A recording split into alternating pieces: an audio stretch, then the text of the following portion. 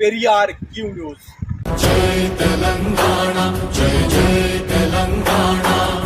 నర్సరీని తొలగించాలని పేరెంట్స్ నిరసన. మన తెలంగాణ గంభీరావుపేట రాజన్న సిరిసిల్ల జిల్లా గంభీరావుపేట మండలం మల్లుపల్లి గ్రామంలో గల ప్రాథమిక పాఠశాలలో ఉన్న నర్సరీని తొలగించాలని చిన్నారుల తల్లిదండ్రులు బుధవారం నిరసన వ్యక్తం చేశారు.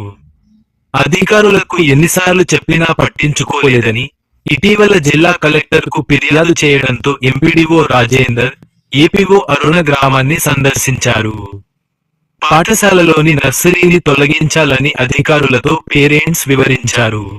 పాఠశాలలోని నర్సరీని తొలగించలేకపోతే ఆందోళనకు దిగుతామని అన్నారు.